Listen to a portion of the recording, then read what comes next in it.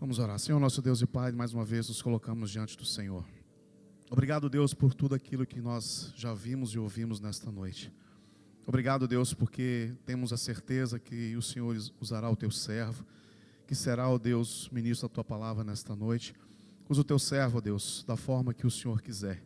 Meu Deus, que palavras, ó Deus, vindo da Sua boca, ó Deus, entre nossos corações. E que em nome de Jesus, não saiamos, ó Deus, daqui da mesma forma que entramos, mas sim renovados, ó Deus, pelo Teu Espírito. Guarda-nos, ó Deus, passeie no meio de nós. Que em nome de Jesus, ó Deus, somente a Tua palavra habite em nós. Em nome de Jesus, amém. Amém, irmãos?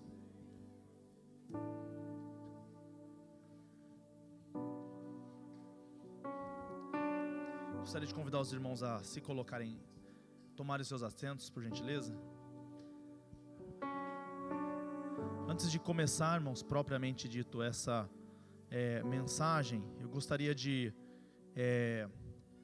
primeiramente, agradecer a todos os irmãos que foram conosco lá na cidade de, eu não sei falar o nome, né, irmãos? Stoke-on-Trent, é isso? Amém. Ou estou contente, como disse nosso pastor Edenilson, né? Glória a Deus. Os irmãos que foram com a gente lá, agradecer realmente os irmãos, pedir aos irmãos que estejam em oração, né? Parece que uma onda de um resfriado forte aí pegou o povo, né? E hoje, infelizmente, alguns irmãos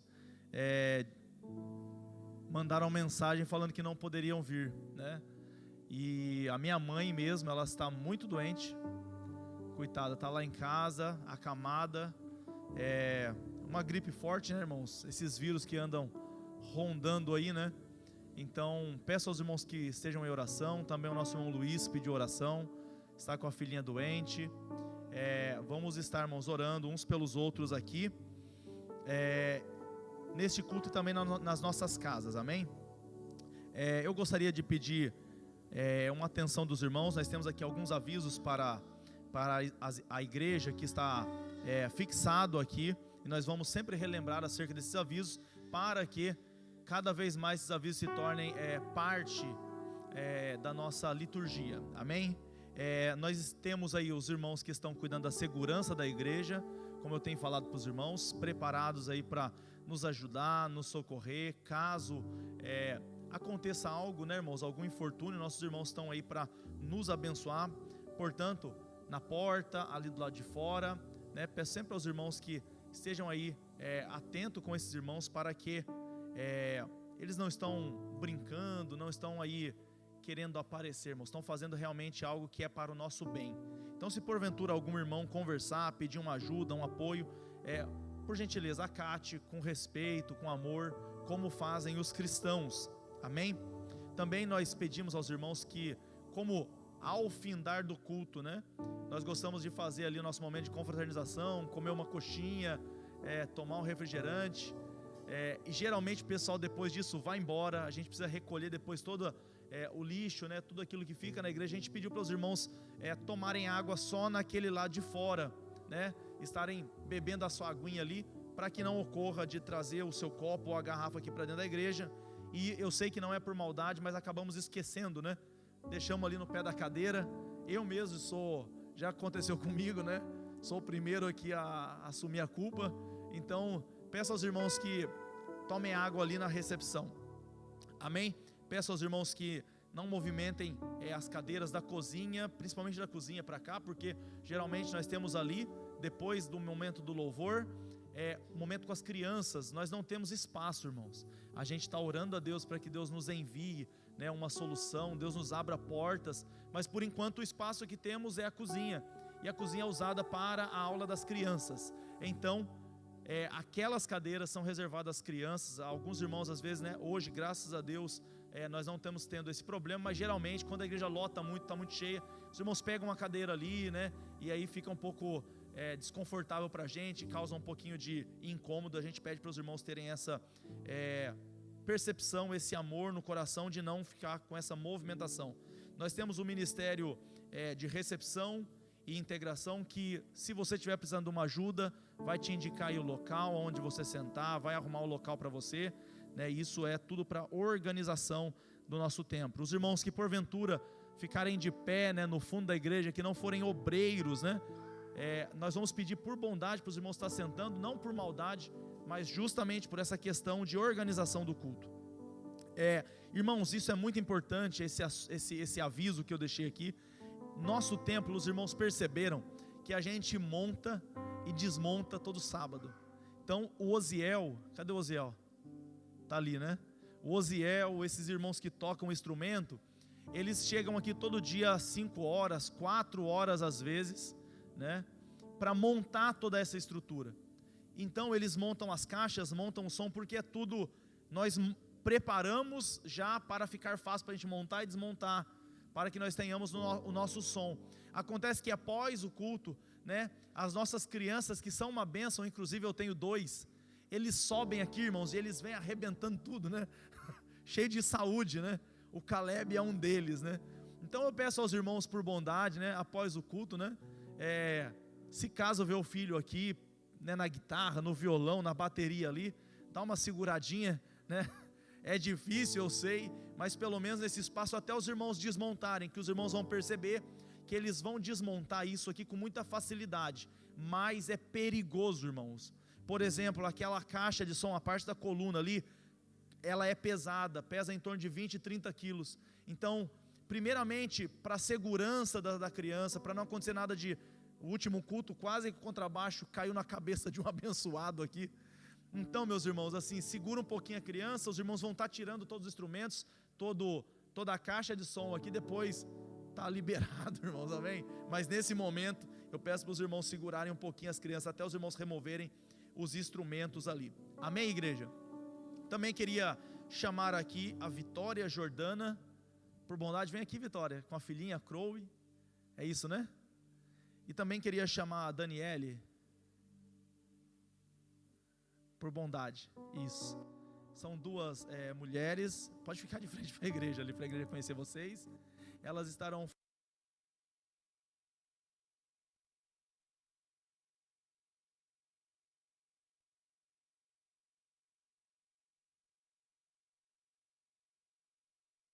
aqui, amém? Conte com a gente. Eu gostaria de pedir para a igreja ficar de pé por bondade. Nós vamos orar por essas 2 mulheres e Deus estará confirmando esse momento aqui. A partir de então, elas passam a fazer parte do corpo de Cristo aqui na igreja de Liverpool, amém? Estenda suas mãos para cá, meus irmãos, por bondade. Vamos orar. Senhor Deus, nós te louvamos, nós te agradecemos, nós exaltamos o teu nome, ó Pai. Aqui está, Senhor, a vida da Vitória, a vida da Daniele, ó Pai. E eu peço a Ti, ó Deus, que o Senhor coloque a sua poderosa mão sobre a vida delas, ó Pai. Conversamos, ó Pai, com elas, e as Tuas servas decidiram, ó Pai, fazer parte deste corpo, ó Pai, o corpo de Cristo. São batizadas nas águas, ó Pai, e querem frequentar esta igreja, Pai, e ser parte dessa família, Deus. Que as Tuas mãos estejam sobre a vida delas, ó Pai, e que elas encontrem aqui nessa casa, Pai, uma família que ame, ó Deus, que compartilhe, ó Pai, que contribua para o crescimento espiritual, ó Pai, até o dia da Tua vinda, Pai. Pedimos o nome de Jesus, e a igreja diz: amém. Podeis assentar, a Vitória, Daniele, seja bem-vinda, amém. A Chloe já foi para lá, já pode se assentar, meus irmãos, por bondade. Queria convidar os irmãos a abrir a Bíblia, livro de Gênesis, no capítulo 4. Eu gostaria de... Hoje é um culto de adoração a Deus, de louvor. Todo culto é um culto de adoração, mas hoje eu gostaria de falar sobre adoração. Amém, irmãos? Amém, irmãos? Quem aqui percebeu que hoje o dia estava mais cinzento, irmãos? Quem aqui percebeu? Misericórdia, né, irmãos? Parecia que era 5 horas da madrugada o dia inteiro, né? Glórias a Deus, né? Mas chegamos aqui, amém, mas nós chegamos aqui para a honra e glória do nome do Senhor Jesus, e vencemos, né? Mais um culto que nós iremos prestar ao Senhor. Antes de ler essa palavra, em Gênesis capítulo 4, gostaria de pedir ao nosso amigo Bonifácio, fica de pé, Bonifácio, por bondade, só para o povo aí conhecer você, amém?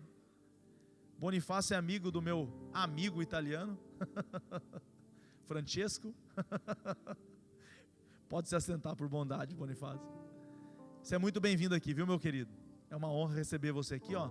Recebeu até um presentinho aí. Deus abençoe sua vida, viu, meu querido?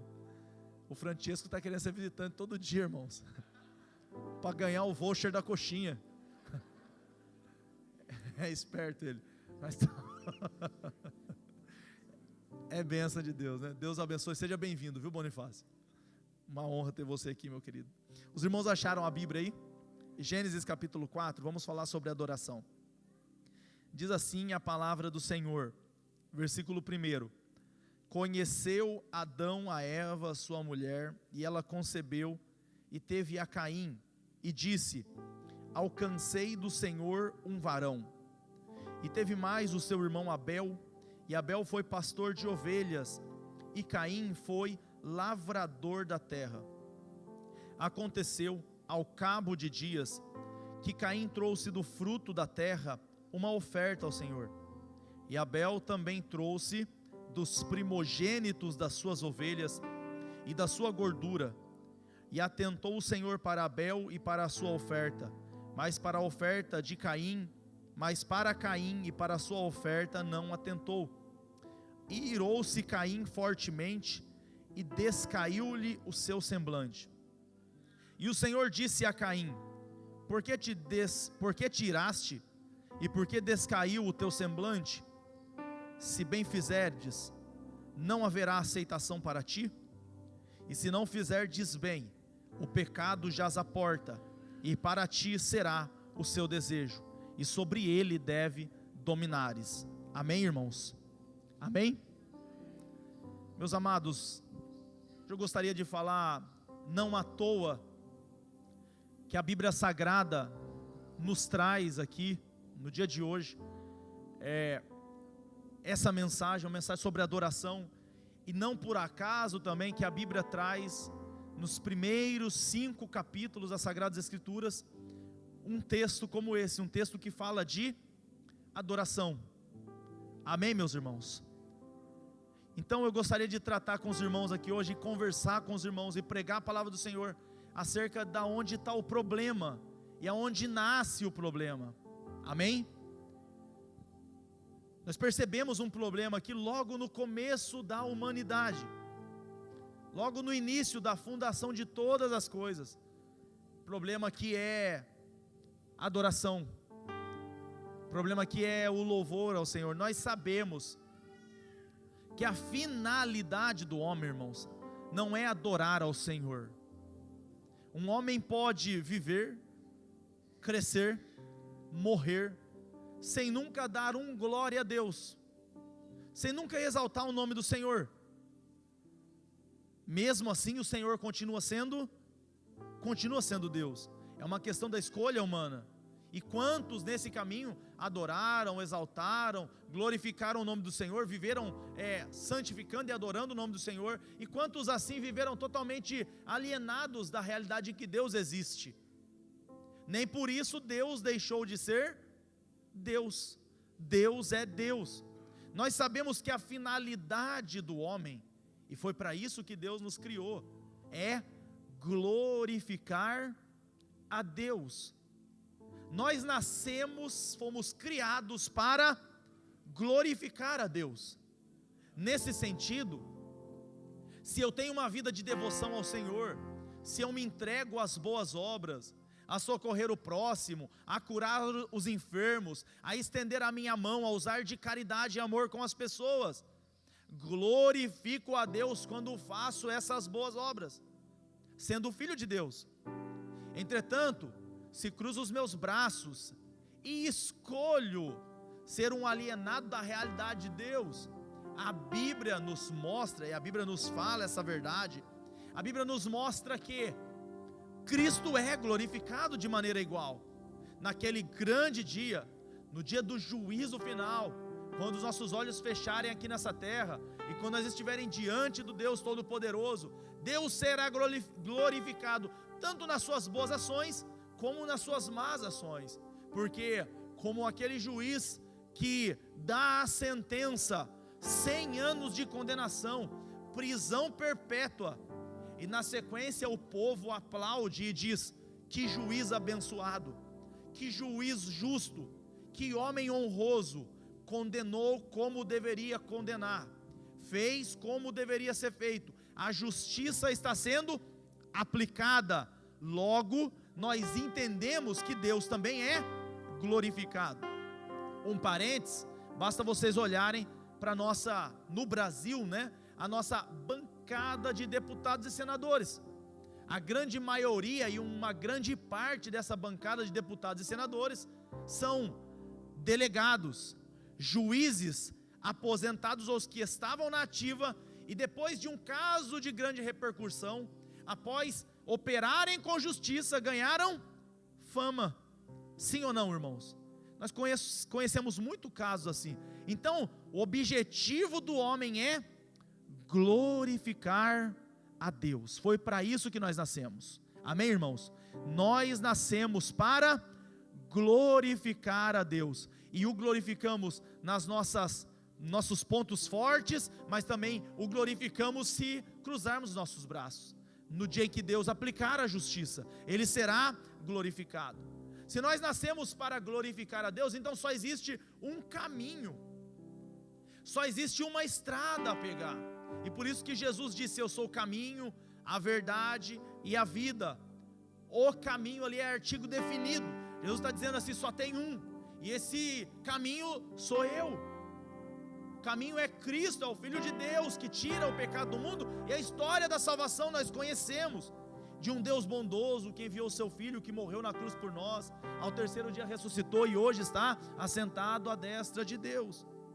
Entretanto, o problema começa quando nós não entendemos algumas perguntas básicas da nossa vivência, da nossa experiência: quem eu sou, aonde estou e para onde eu vou.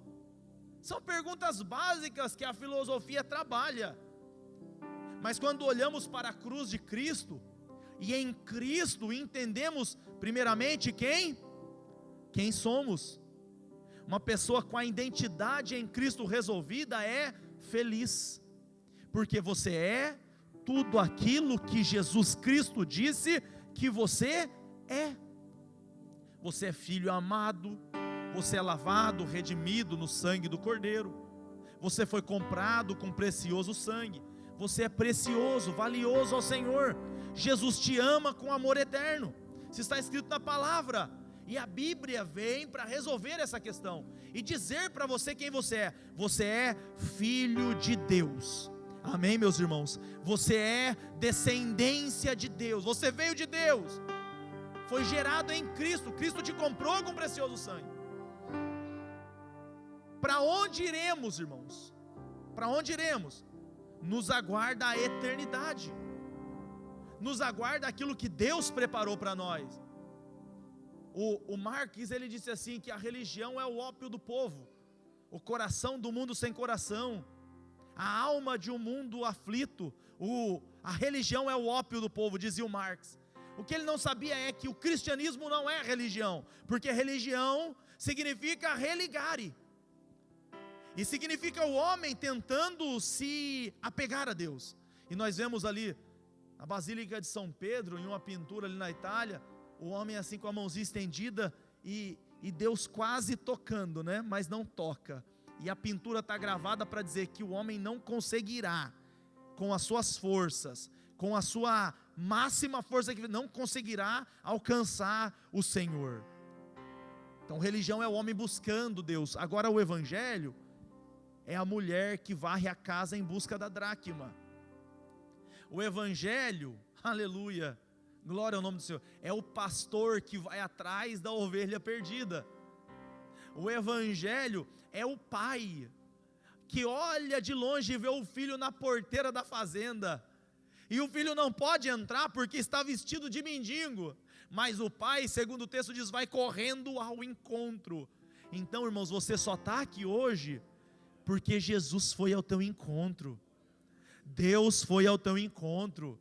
O Senhor Jesus quis que você estivesse aqui nessa noite. O Senhor Jesus Cristo planejou que você estivesse aqui nessa noite. Não foi o acaso, não foi algo assim, não. Foi Deus que estabeleceu, na sua infinita bondade, que você estivesse aqui nessa noite. Então para onde iremos? Para as mansões celestiais com Deus. Porque temos de nós, segundo o sábio Salomão escreveu, Ele colocou em nós a eternidade. Ele colocou em você a eternidade. E aqui nesse ponto nós entramos e começamos a entrar nesse texto que nós lemos. Porque Ele colocou em você, colocou em mim a eternidade. Só existe algo eterno que suprirá o desejo da tua alma. Este buraco, este vazio, este vazio de existência, esses conflitos, essa vontade às vezes de acabar, de desligar o disjuntor da vida, acontece porque não encontramos essa peça do quebra-cabeça eterna, que chama Jesus Cristo, que quando entra no nosso coração, muda tudo, e deixa a vida colorida. Glória ao nome do Senhor. Então o texto nos informa que Deus colocou no nosso coração a eternidade. Deus colocou no coração de Adão e Eva a eternidade, irmãos. Mas entre a eternidade com Deus, o relacionamento com Deus, a visitação diária, a Bíblia nos fala que entra algo chamado, qual é o nome, irmãos?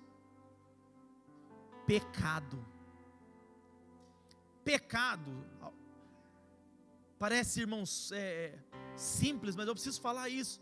Pecado significa, o que significa pecado, irmãos? Errar o alvo. Errar o alvo. Agora, pera aí, irmãos, se nós sabemos que nós nascemos para glorificar a Deus, se nós sabemos que só Deus preenche o buraco da minha alma, se nós sabemos que o nosso destino é estar com Jesus eternamente, então quando essa tríplice verdade não está na nossa vida, nós estamos errando o alvo. Então aonde começa o pecado, irmãos? Aonde começa o pecado? Quando eu erro o alvo. Primeiramente da minha identidade. Quando eu não sei quem eu sou. O que eu estou fazendo nesse mundo? Sou um zero à esquerda? Eu vim aqui para quê? Eu estou nessa igreja aqui por quê? Eu tenho minha família, tenho meus filhos, por que eu tenho minha família e meus filhos? E pessoas que não entendem a sua identidade, felizmente vivem vidas infelizes, irmãos. A Bíblia fala em Mateus capítulo 16, que Jesus pergunta aos discípulos, o que eles dizem que eu sou? Alguém responde, um dos profetas, que ressuscitou, João Batista, Elias. Aí Jesus fala assim, e vocês? O que vocês dizem? A Bíblia fala que Pedro, cheio de Deus, com a revelação divina, tu és o Cristo, o Filho do Deus vivo. Quando Pedro teve aquela revelação acerca de Cristo, tu és o Cristo, o Filho de Deus vivo, Jesus olha para ele e fala assim, tu és Pedro. Aleluia. Eu defino a tua identidade, Pedro, porque você definiu a minha. Você sabe quem eu sou. Pode ser que Jesus para você seja um personagem histórico. Pode ser que Jesus para você seja mais um super-herói, ou como dizia a cultura grega, talvez mais um Hércules da vida. Talvez mais um Deus, mais um Mercúrio da vida. Talvez um como a deusa Diana, que Zeus revoltado mandou a essa terra para o rebaixar. Mas nós que cremos na verdade bíblica sabemos que Deus, aleluia, compartilhou, aleluia, desse plano divino com o seu Filho, da mesma substância, da mesma espécie, da mesma essência, e Jesus Cristo é Deus, aleluia. Jesus Cristo é Senhor dos senhores, Jesus Cristo é eterno. E quando a gente olha o João falando isso na sua primeira epístola, porque o gnosticismo estava dizendo assim: olha, não, esse Jesus não pode ser real, porque ele caminhou sobre as águas. Havia passado apenas aí 4, 5 séculos que Jesus havia pisado aqui. E um braço espírita do cristianismo começou a falar assim: não, esse Jesus não era real, ele andou sobre as águas, logo ele era espírito. Esse Jesus não existiu, porque ele fazia milagres, ele não era carnal, ele era um espírito evoluído.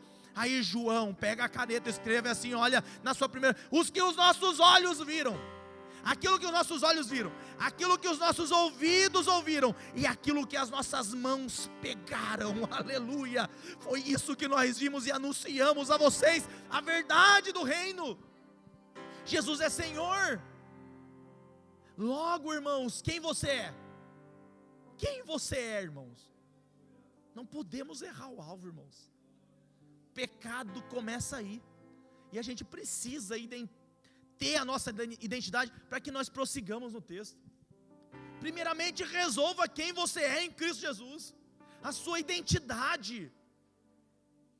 Entenda que depois que você confessar Ele como Filho de Deus, quando você entender que Cristo é esse ser supremo, maravilhoso, poderoso, Ele vai dizer o teu nome: tu és Pedro, eu te digo, aleluia.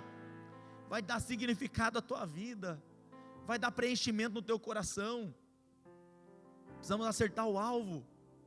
Aonde estamos, irmãos? Nós estamos em algo chamado mundo, aleluia. E segundo a Bíblia nos informa, nós somos o sal da terra e a luz do mundo. Ou seja, nós somos agentes daquilo de bom que Deus colocou nesse mundo. O sal serve para conservar, a luz serve para trazer à evidência aquilo que não está correto. E você, nós somos a luz desse mundo. Quando alguém dizer para você assim: não, é normal aí você roubar, você está ali: não, não é normal. A palavra de Deus diz que não é normal, e a sua luz joga a luz naquele erro e mostra aquele erro. Alguém vai dizer: não, é normal a gente fazer aqui, dar um jeitinho e manipular os dados, e a luz vai dizer assim: não, não é. Você é a luz do mundo, você é o sal da terra, você está no mundo, segundo Efésios 2, para fazer as boas obras que Ele preparou desde antes do universo, para que andássemos nela. Iremos para a glória com Deus, irmãos. Se a gente não acerta nisso aqui, se a gente não entende esse percurso, nosso conceito de culto vai ser o conceito deturpado. Amém, irmãos? Logo após o pecado, logo após Deus mostrar que o primeiro casal errou o alvo, o texto nos vai mostrar um culto. Irmãos, isso aqui é muito sério, porque o primeiro homicídio na Bíblia Sagrada acontece em um culto. Primeiro homicídio na Bíblia Sagrada acontece em um culto. Sabe por quê, irmãos? Porque Adão e Eva não acertaram o alvo, não sabiam quem eles eram em Deus, por um momento se perderam, não entenderam aonde estavam plantados naquele jardim de delícias, não entenderam o plano divino, por um momento tiraram os olhos de todas as plantas maravilhosas que Deus havia feito, para olhar naquilo que era proibido, para tentar atingir e extrapolar os limites. E o Deus que ama impõe limites. Você ama teu filho? Sim ou não? Você deixa seu filho fazer tudo que ele quer? Sim? Não. Quem ama coloca limite, irmãos. E a Bíblia mostra que Adão e Eva tinham limites. O único limite que Deus tinha estabelecido, eles quebraram. E aí o texto vai dizer que começa um culto, e o primeiro filho do casal Adão e Eva é um camarada chamado Caim. O texto vai nos informar que quando Caim nasce, a Eva vai dizer assim: alcancei de Deus um homem. E portanto, o texto vai dizer que essa palavra Caim significa aquisição. Eu conquistei, eu fiz, eu estabeleci, portanto, agora eu tenho um filho homem, aquisição. Caim é o nome hebraico para esse primeiro filho. O texto vai nos dizer que ela teve também mais um filho chamado Abel. E por incrível que pareça, o nome do filho Abel significa vaidade. Ou seja, Deus mandou mais um. Eu achei que um estava bom, mas olha aí, eis mais um. Vaidade. Abel significa vaidade no hebraico. Mas interessante, irmãos, que às vezes aquelas coisas mais rejeitadas são as coisas que se tornam mais excelentes. E aqui mostra já um princípio cristão, de que Deus toma aqueles que não são para confundir aqueles que são. O texto vai dizer que vai começar esse primeiro culto, e Caim, como era lavrador da terra, ao cabo de dias, e quando você vai ver isso aqui, significa depois de algum tempo, aleluia, depois de algum tempo, ele trouxe do fruto da terra. Preste atenção nas preposições, irmãos, porque isso é importante, esses artigos que Deus coloca. Trouxe uma oferta. Trouxe uma oferta ao Senhor. Caim trouxe uma oferta. Não é a oferta, não é a oferta. É, ao cabo de dias, Caim traz uma oferta qualquer. O texto nos diz também que o seu irmão, glória a Deus, irmãos, que a gente tem irmão, sabe? Eu me alegro, irmãos, porque a gente tem irmão. Irmão é uma bênção, irmãos, sabia? Irmão é uma bênção. Eu tenho 2 filhos, irmãos, em nome de Jesus nós vamos fazer crescer a família. Mas, irmãos, veja bem, nós temos 2 irmãos. Irmão é uma bênção, porque a atitude do irmão mais novinho, que eu vejo ali, a Tina, às vezes é mais excelente do que a atitude do mais velho, que é o Caleb.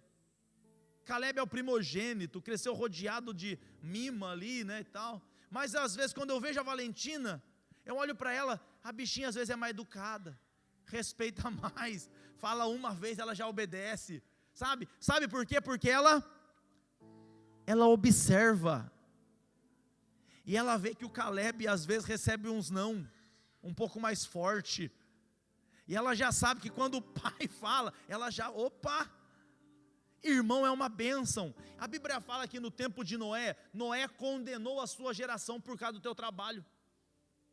Como assim, pastor? Noé 100 anos martelando a arca, e cortando madeira, e carregando tora, e passando betume, 100 anos, e as pessoas diziam assim: esse é doido, esse tem problema, o que esse camarada está fazendo? 100 anos sendo fiel, irmãos, e a fidelidade de Noé condenou uma geração. Naquele grande dia ninguém vai poder dizer: o que eu fiz? Não tinha opção. Opa, mas peraí, olha Noé, mas ninguém me falou, mas olha o trabalho de Noé. Mas ninguém me falou nada, o que eu vou fazer? Eu gastei a minha vida toda inutilmente, mas olha Noé.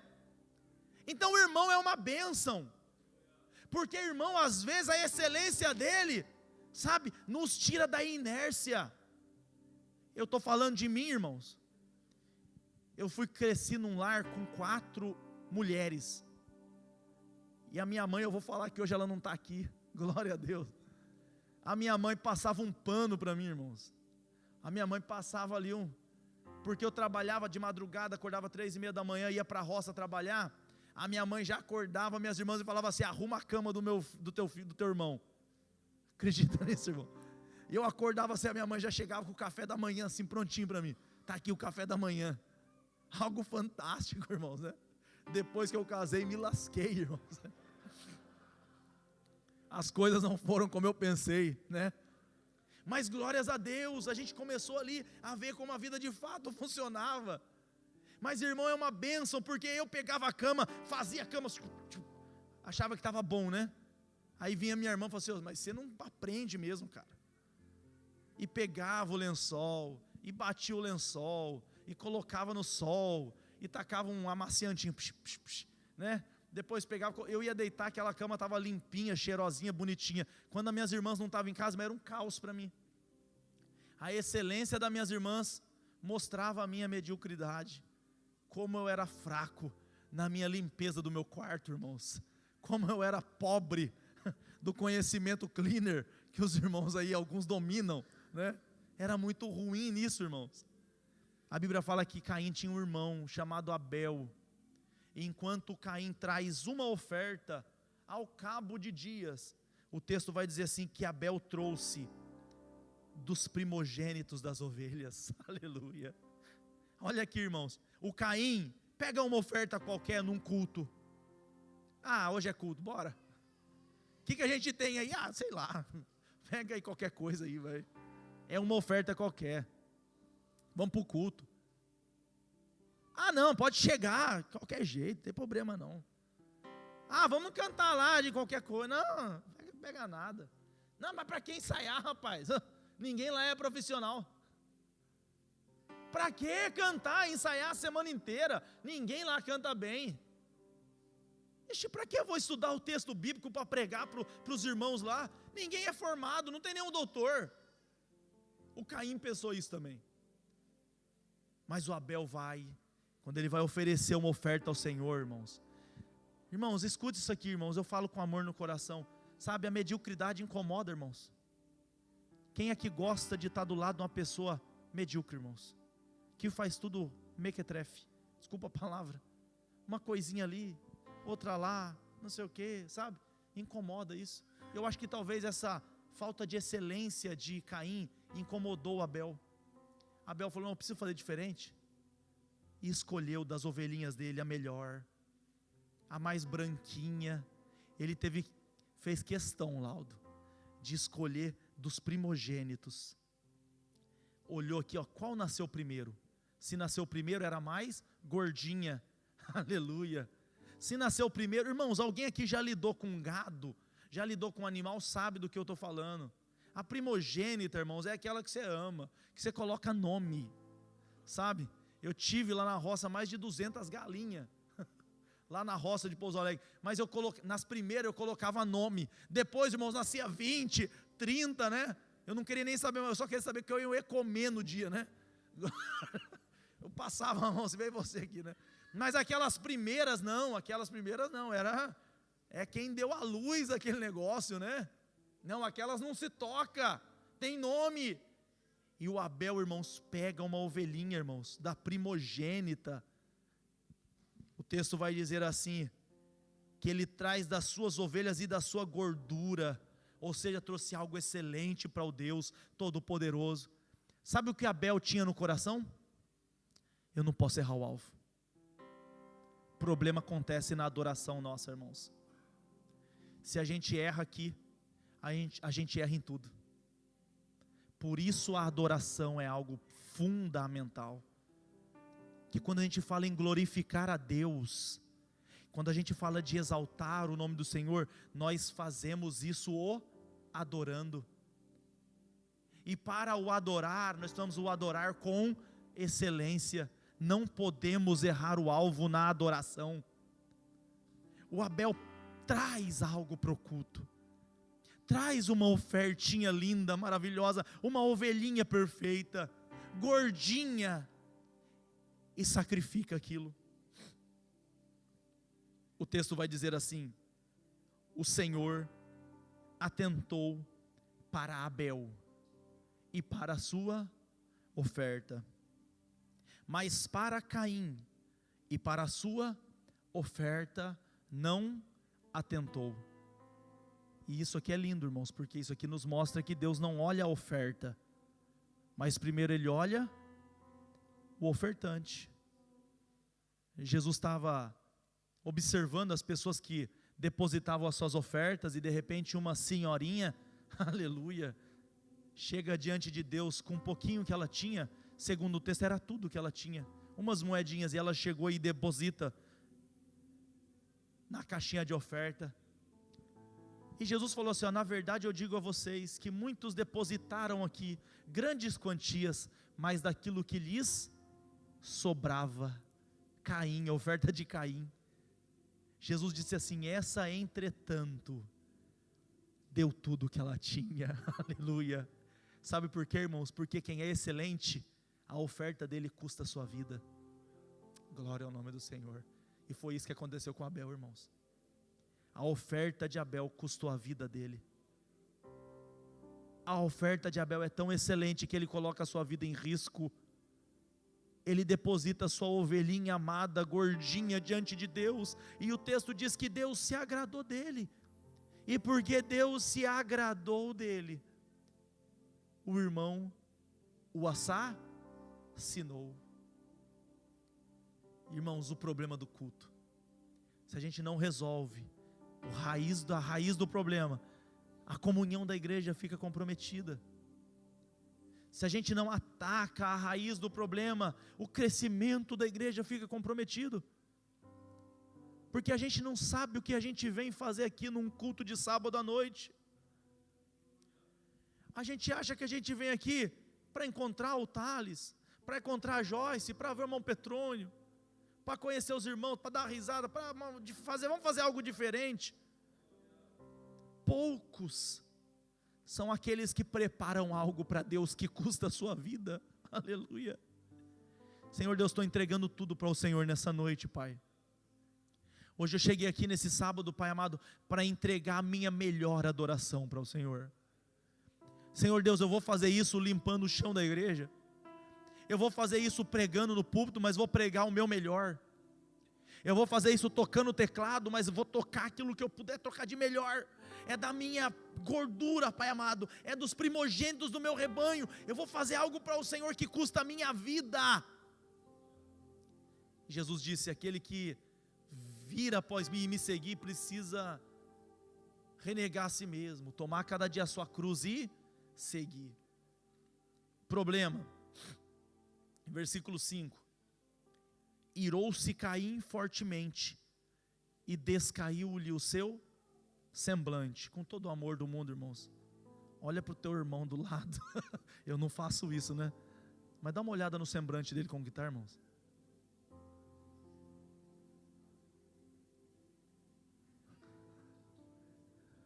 Está tudo bem, irmãos? Sabe quando você olha o camarada assim, você olha para ele e fala assim, quando você acaba, já fala assim: oxe, está tudo bem, cara? Irmão, está tudo bem hoje? Nós estamos num culto, irmãos. A gente está diante de um culto. Está tudo bem contigo? Diante do culto só tem duas opções: ou você entrega a oferta ou mata o irmão. Não tem outra opção, irmãos. Ou você entrega o teu coração, o teu melhor, a tua essência, ou você vai matar alguém. Pronto, irmãos. É isso que o texto diz, sabe por quê? Isso se chama, sabe o que, irmãos? E não é à toa que está no capítulo 4 de Gênesis. Isso se chama raiz do problema: pecado, errar o alvo. Fomos criados para glorificar ao Senhor. Se erramos o alvo na glorificação a Deus, tudo o resto estará comprometido. O texto vai dizer que Deus disse a Caim, o Senhor disse a Caim: por que você se irou, Caim? Porque descaiu o seu semblante. Se fizerdes bem, não haverá aceitação para ti. Por que você está irritado, camarada? Foi o que Deus disse a Caim. Por que você está irritado? Está nervoso por quê? Fechou a cara por quê? Quer falar com ninguém por quê? Se ofertar tudo da sua vida, se ofertar teu coração, a tua alma, se você entregar todo o seu culto a Deus, não haverá aceitação também para ti. Só que tem que estar disposto a entregar a vida. Porque Abel até hoje, irmãos, aguarda a glorificação dos santos. E aí o texto termina falando assim: se bem fizerdes, não haverá aceitação para ti, e se não fizeres bem, o pecado jaz à porta. Por isso a gente precisa, irmãos, acertar a nossa bússola da adoração. A gente precisa consertar a nossa rota, irmãos. A gente veio aqui para quê, irmãos? O texto nos informa que Deus vai falar para Caim assim: ó Caim, se você fizer bem, vai ter aceitação para ti, mas se não fizer bem, pecado está aí, camarada. E é nesse ponto que a gente erra, e é nesse ponto que a gente peca, quando a gente precisa tomar o passo da excelência, e a gente decide, infelizmente, o passo da mediocridade. E nesse passo da mediocridade, vamos encontrar alguém excelente, o que vamos fazer? O que vamos fazer, irmãos? Vamos matar o irmão. Se não fizeres bem, o pecado jaz à porta, e para ti será o seu prazer. O que Deus queria falar para Caim assim: olha, veja bem, Caim, preste o seu culto com excelência, dê a sua vida perante o Senhor, escolha as melhores frutas, os melhores frutos, are a sua terra com excelência, escolha o melhor e oferte ao Senhor. Porque se você não cumprir o seu propósito estabelecido por Deus, que é glorificar a Ele com excelência, o pecado está aí e você vai se lambuzar nele, você vai mergulhar no pecado, você vai dar um passo para o pecado, e você vai dar um segundo passo para o pecado, e um terceiro passo para o pecado, e de repente, aquilo que era só alguma coisinha simples, vai estar te conduzindo para um buraco. Porque como diz a Bíblia, um pecado chama o outro, um abismo chama o outro abismo. Pensar, irmãos, que um dia o Hitler, irmãos, a mamãe pegou o Hitler no colo, sabe? Assim como eu beijo meu filho Caleb, um dia aquele homem foi um bebezinho pequeno de colo. Um dia olharam para aquele que dizem que é um monstro e falaram assim: que belezinha, vem aqui com o titio. Um dia brincou com algum brinquedinho, era um ser fofinho e bonitinho. A gente sabe o primeiro passo do pecado, o segundo é sempre uma incógnita. Você não vai descobrir qual é o fim desse abismo. Esse abismo é muito mais fundo do que você imagina. Aleluia. Só existe alguém que pode te tirar desse buraco. Só existe uma mão poderosa que pode te alcançar nessa hora. E Ele te alcança, aleluia. Como Ele alcançou Adão e Eva no jardim, Ele alcança te falando: onde você está, dá a mão aqui, eu vou te tirar desse buraco, aleluia. Eu te chamei para ser um adorador, eu te chamei para derramar a alma diante do Senhor, eu te chamei para prestar um culto de excelência.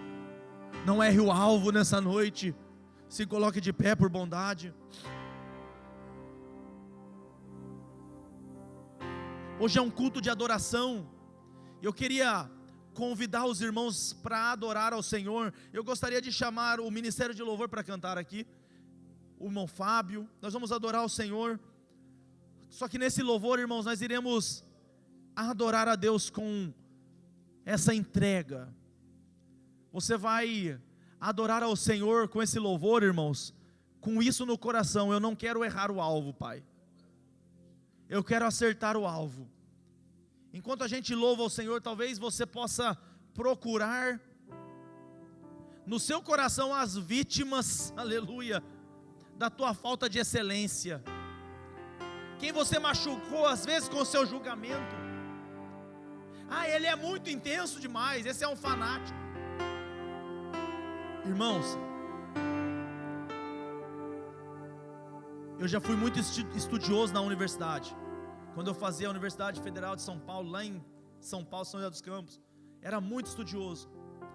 Sabe o que as pessoas diziam para mim? Esse cara é esforçado. Aí, irmãos, saí da universidade, comecei a trabalhar. Trabalhava das 6 às 6 no presídio, saía do presídio, ia fazer no dia de folga minhas reformas de pedreiro. chegava e trabalhava 24/24, sábado, domingo. E eu lembro ainda da minha família que dizia para mim assim: ó, nosso Lucas é esforçado, ele é um exemplo. Prova dedicar sua vida a Deus para você ver. Ele é um fanático, ele é um bobo. Esse aí tá louco, esse aí já foi, esse aí não tá doidinho da cabeça. Quando se fala acerca de Jesus, irmãos, o buraco é mais embaixo, irmãos.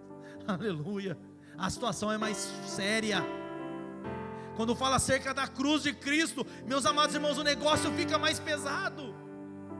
Então eu queria que você orasse ao Senhor nessa noite, entregasse ao Senhor a sua alma, a sua vida, o seu coração, e que esse louvor saísse do nosso coração, e que nós acertemos o alvo da nossa vida, da nossa existência. Talvez você está aqui hoje vazio de significado. Talvez o problema da tua vida esteja nessa ausência de existência.